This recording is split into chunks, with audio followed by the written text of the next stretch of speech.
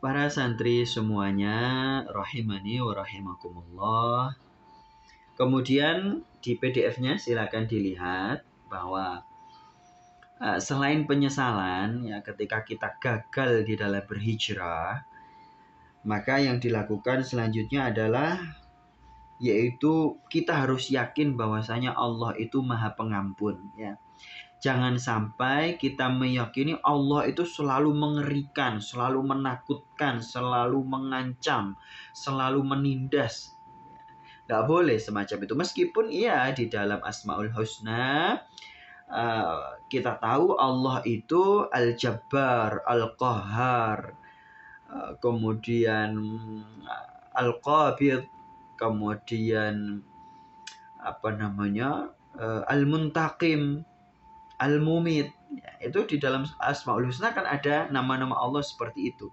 Memang kita harus yakin juga seperti itu supaya kita bertaubatnya itu serius gitu kan. Tapi nggak boleh kemudian ketika kita merasa dosa kita itu besar, merasa kita itu sudah gagal di dalam berhijrah, lalu kita tidak meyakini bahwasanya Allah itu Ar-Rahim, tidak yakin bahwa Allah itu Ar-Rauf, Allah itu Al-Halim, Allah itu Al-Wadud, ya nggak boleh semacam itu. Jadi ketika kita sudah merasakan takut kepada Allah atas dosa-dosa kita, atas kita sudah gagal berhijrah, kita kemudian upskill lagi bahwa Allah itu akan menerima taubat kita. Allah itu At-Tawwab. Ya, huwa ahlut taqwa wa ahlul maghfirah. Kata Allah begitu di dalam Al-Quran. Dialah Allah itu ahlul taqwa. Bagaimana itu? Huwa ahlut taqwa wa ahlul maghfirah. Dialah Allah itu ahlut taqwa. Ahlu taqwa ini bukan berarti kalau kita dalam bahasa kita, ahlu taqwa itu berarti orang yang bertakwa. Enggak ya. Dalam bahasa Arab itu biasa Allah menggunakan istilah-istilah yang seakan-akan itu manusiawi. Ya, itu biasa ya. Maka Allah itu menyebut dirinya ahlu taqwa. Padahal bukan berarti Allah itu kemudian bertakwa kepada Allah yang lain. Enggak ya. Kalau kita manusia bertakwa berarti bertakwa kepada Allah kan. Lah Allah ahlu taqwa. Bukan berarti Allah itu masih bertakwa kepada yang lainnya. Enggak. Allah ahlu taqwa itu maksudnya Allah menjadi tujuannya orang yang bertakwa. Menjadi alasannya orang bertakwa. Menjadi bahwa orang-orang bertakwa itu ya kepada Allah gitu lah. Dan sama kayak kita adalah ahli bait. Kita adalah pemilik rumah itu. Seperti itu istilahnya. Huwa ahlut taqwa, dialah Allah itu yang menerima takwanya para hamba. Wa ahlul maghfirah, dan dia juga yang ahli memberikan ampunan. Nah, ini berbeda. Ahli yang pertama tadi itu berbeda dengan ahli yang kedua. Jadi Allah ahli maghfirah artinya Allah maha memberikan ampunan. Ya, Allah maha memberikan ampunan. Sehingga dosa apapun kita, sesering apapun kita, berulang-ulang dosa kita, Allah akan mengampuni kalau kita serius bertaubat.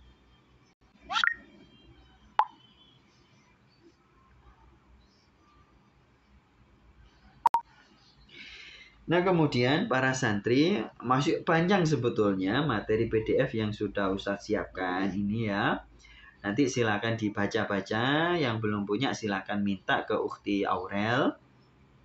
Nah, di sini ada tahapan-tahapan yang lainnya sampai 9 ya. Jadi selain penyesalan, kemudian keyakinan ya.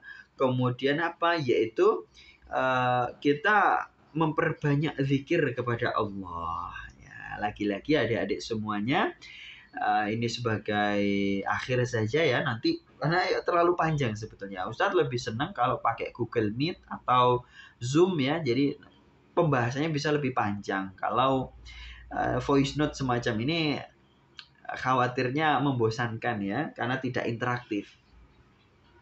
Nah, yang terakhir ini adalah kita harus memperbanyak zikir. Jadi orang yang banyak zikir kepada Allah itu bukan berarti sekedar lisannya mengucapkan istighfar, dikit-dikit astagfirullah, padahal itu lagi bercanda sama temen-temennya, lagi ngakak-ngakak, ya apa ngakak itu ya bercanda-bercanda sama temen, tapi astagfirullah padahal maksudnya adalah saya itu nggak kayak gitu loh, misalnya seperti itu. Atau subhanallah padahal maksudnya bukan mensucikan Allah tapi mensucikan dirinya sendiri. Nah, semacam ini nggak boleh ya.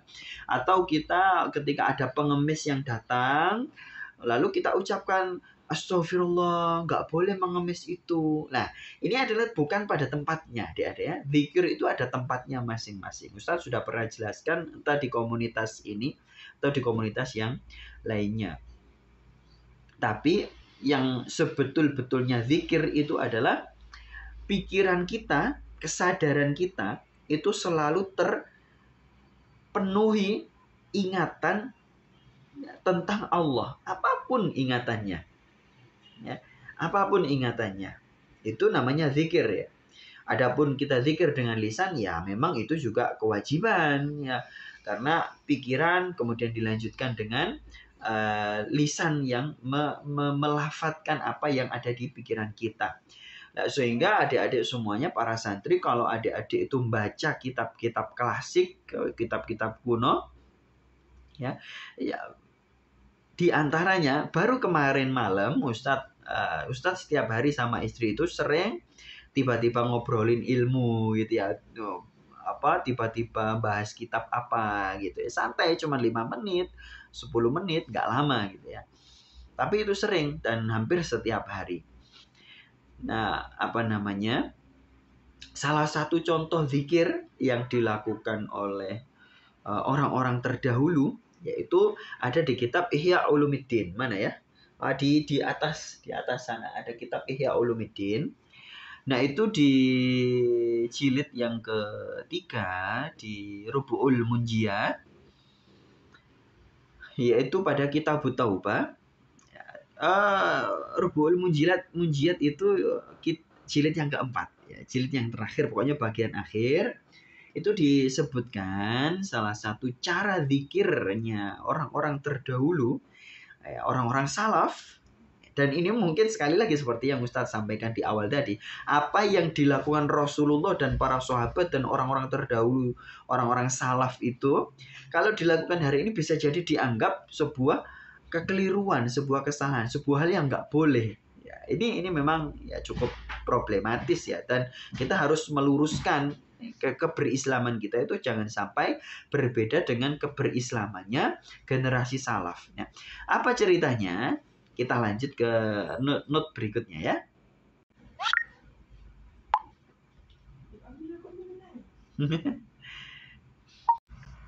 Nah, ceritanya adalah ketika itu ada seorang wanita yang namanya Fatimah bintil Hasan. Ini bukan anaknya Sayyidina Hasan, putranya Sayyidah Fatimah. Ini beda ya, jadi jangan kebalik-balik. Memang nama-nama orang pada zaman dahulu itu mirip-mirip.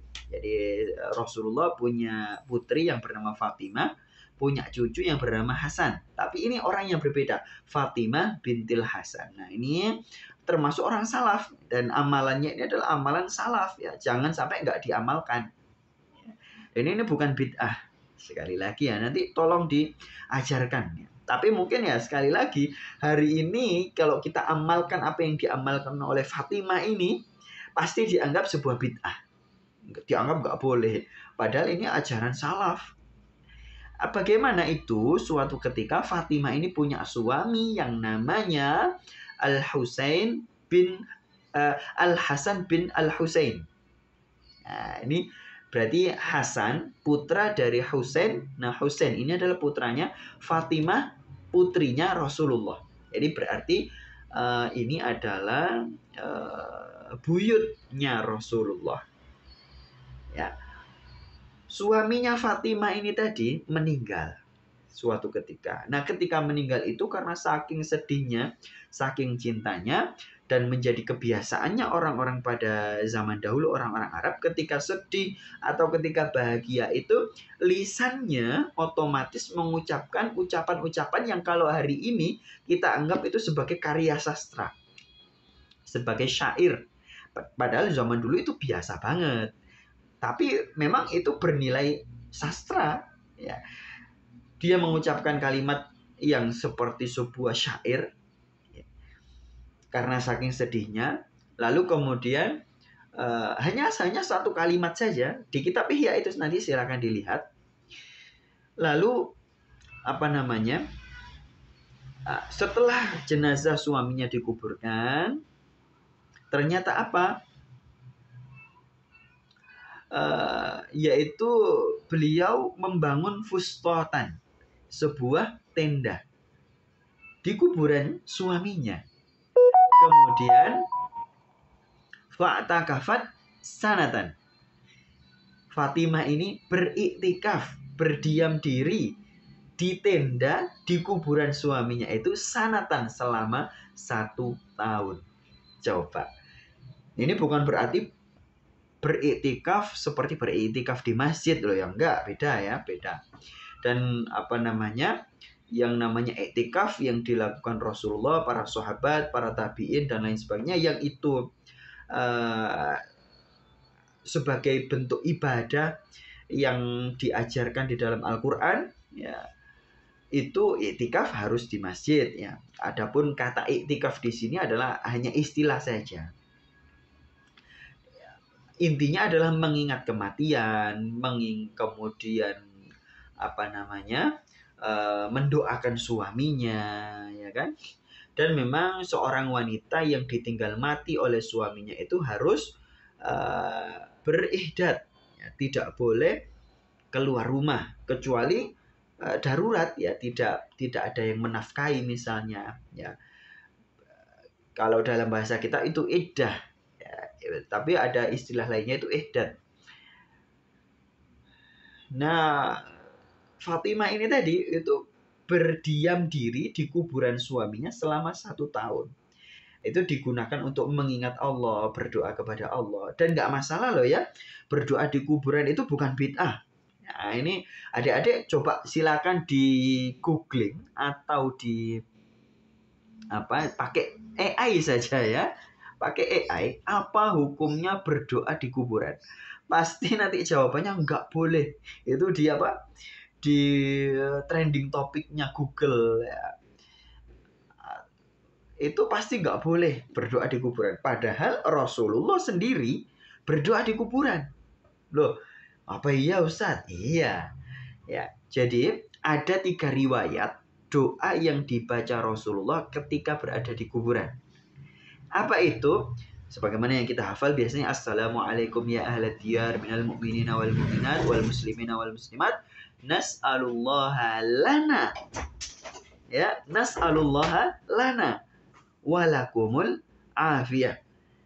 Coba, Rasulullah mengajarkan minta keselamatan kepada Allah untuk dirinya sendiri di kuburan dan untuk ahli kubur. 1. Kemudian yang kedua, ada riwayat yang lainnya, Rasulullah itu kalau berziarah, beliau itu doanya, kalau tadi kan minta afiyah, minta keselamatan. Yang kedua itu apa? Yarhamullahul mustaqdimina minkum wal mustakhirin. Semoga Allah memberikan rahmat kepada orang-orang yang terdahulu di antara kalian. Maksudnya orang-orang yang sudah mati. Semuanya itu. Rasulullah berdoa begitu di kuburan. Dan al-mustaqdimin, dan orang-orang yang al-mustakhirin, dan orang-orang yang terakhir, orang-orang yang belakangan, orang-orang yang masih hidup. Nah, jadi Rasulullah berdoa untuk dirinya sendiri dan untuk kaum muslimin di kuburan, sekali lagi. Kemudian yang ketiga riwayat yang lainnya, Rasulullah kalau berdoa di kuburan itu, dan ini riwayatnya sahih loh ya, jangan main-main. Yang ketiga itu apa doanya? Yaghfirullahu lana walakum.